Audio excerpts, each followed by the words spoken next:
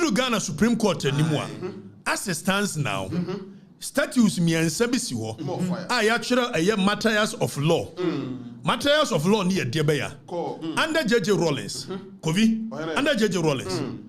Oba wa ye judge wa wo ba no akolatria no fuano some picture yi wo ma mo gina no enkola na ba munhia mu history sa wo kodu Supreme Court and matters of rule of law no justice Cecilia Krantiado any justice sa akode any justice Japan kwabena Japan papa anaju kon ne kwachi wo mu nyina ku wo mo ade sa papa ye friend say Gihok ni ni din kura brefi okay. Gihok ni no Major Samakwa. Anajo kon. Ani yakwachi wom ni eku wom. Amedeka mo. Ekoku wom. Amate kwe. Ekoku wom.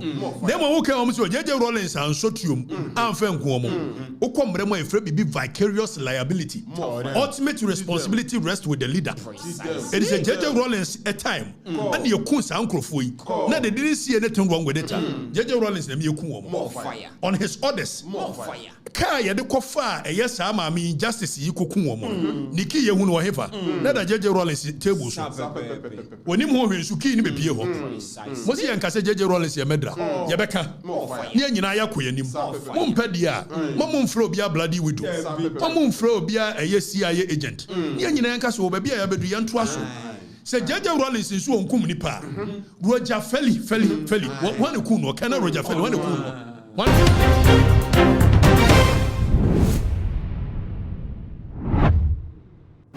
Monfi yanko Supreme Court, nyanko Supreme Court. Yanko Supreme Court, Supreme Court. Se JJ Rawlings enkum nipa. Udru Ghana Supreme Court anymore. As it stands now, statutes me and Sabisi wo. I actually a matters of law. Matters of law near Debeya. Under JJ Rawlings. Kovi. Under JJ Rawlings. Oba wa ye judge wa wo ba no akolatria no fuano some picture yi wo ma mo gina no enkola na ba munhia mu history sa wo kodu Supreme Court and matters of rule of law no justice Cecilia Krantiado any justice sa akode any justice Japan kwabena Japan papa anaju kon ne kwachi wo mu nyina ku wo mo ade sa papa ye friend say Gihok ni ni din kura brefi okay. Gihok ni no Major Samakwa. Anajo kon. Ani yakwachi wom ni eku wom. Amedeka mo. Ekoku wom. Amate kwe. Ekoku wom. Dem wo kan wom so JJ Rawlings an sotuom amfa nku wom. Okomre mo efre bibi vicarious liability. Ultimate responsibility rests with the leader. It is a JJ Rawlings a time. And you kun sa ankrofo yi. Na they didn't see anything wrong with it. JJ Rawlings na me eku wom. More fire. On his orders. More fire. Ka ye de kofa yes ama me justice yi koku wom. Niki ye hu no hefa. Na da JJ Rawlings table so. Woni mo hwensu ki ni be pie ho. Mosi yankase JJ Rawlings ye medra. Ye beka. Ni nyina ya koyanim. Mo mpadia. Mo mfro bia bloody widow. Mo mfro bia CIA agent. Ni nyina yankase wo ba bia ya bedu yanto aso. Se JJ Rawlings nso onkum nipa. Roger Feli. Wan ku no kana Roger Feli wan ku no. Kana Roger Feli wan ku no. JJ Rawlings nso onkum nipa yeso onye medra. Monkumanim fa picture ne bra. Waje. Fa picture ne bra. JJ Rawlings so onkum nipa. Kwaku Sechiado ni JJ Rawlings interview before so obi. JJ Rawlings admitted say even Afrifa because that time Afrifa wa ye no ku awie wadi ni head of state awie onka ho bio wakotena kro bomampon wabu ne da wodi hene odo na fu enso mo ko fa Afrifa firi ho be ku no JJ Rawlings admitted say the entry okun General Afrifa ne say there was a certain commander in Nabanya later or realizes na commander no very threatened by Ashantis and for that matter General Afrifa because na commander no CIA linkage but the Afrifa was the linkage wobwa JJ Rawlings and what they show be you say commander ben say obwa one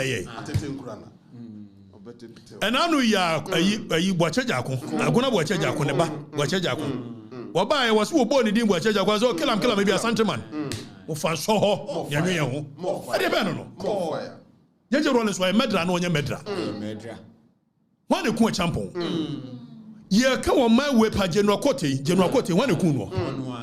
Mo fan show. We will tell the youth the history. So what call a year can say reconciliation committee ku for setting. What call wanya admissions. Ayi friends say giwa.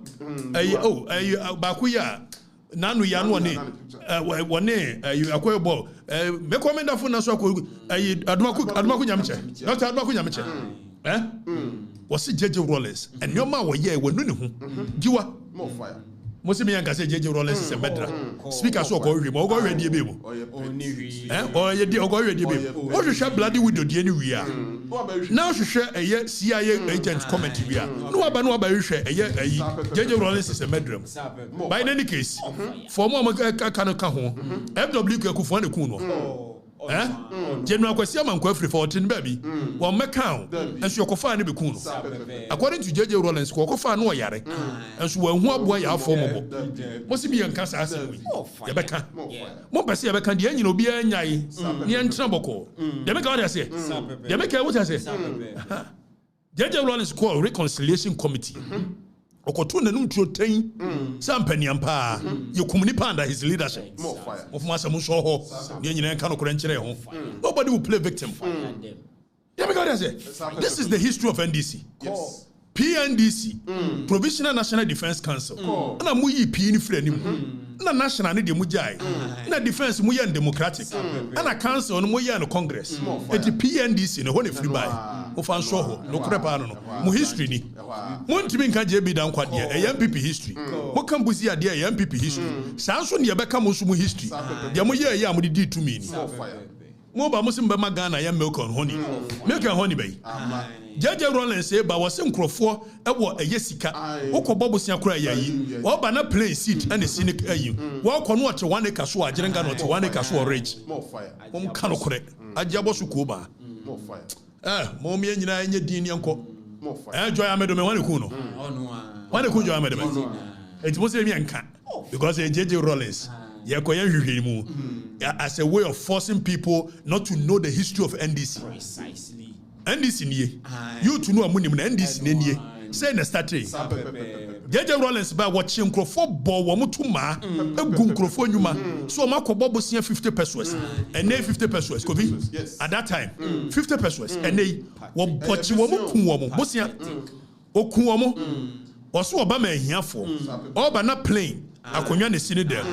All kono ko asase kakraka wote so we rich na ko make sense rich asase akibetimi de si yama ayi bungalows ama hospital workers no nurses for high rise building and so wajetena so nipa oso obama hiafo no probity, accountability and the social justice ono akeka we wie want me amfo no kura ne ho anyina o say just so you give me probity, accountability and social justice no mo fa me ko gina meranim ne ehwes ma wia musika no odi indemnity share say me wia mamu a untimi fa me court na no onya wia nkosi untimi fa me court wane ku eduadu kutuka general utuka wane ku no etimo se me yankai de na CIA agent yankai dia bloody widows yankai na mo kai no dia you can't play any victim card here today or tomorrow ofan so ho and this why ya so musu so fumi o metimi atagi MPP say MPP a tribal party uko traki o muso mo tribal party pe what you mutu bi na hwioma no nonsense people o metimi atagi a whole asantifo a tribalistic and so wa angonaga okumase ye wo infantry neutral ho ye wa alaba ye omosi nsongu and so still like me tro mo de tagi na asantifo a tribalistic unya chira wo mo mo ye tribalistic no get out.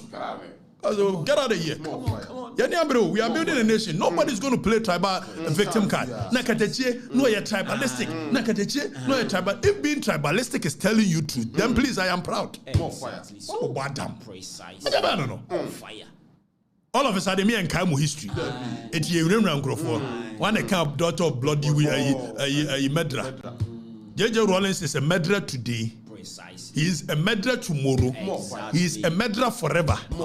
Si enyina ye pese sa history ye fan toward dia. Ene munsem hunu no musu nya di. Obi anya yo. Se muntimi nya yo dia. Obia no obema kwan mo play victims card. Exactly. MPP free na call Yamasabi not na bedi anim. Eti MPP nya tribal party.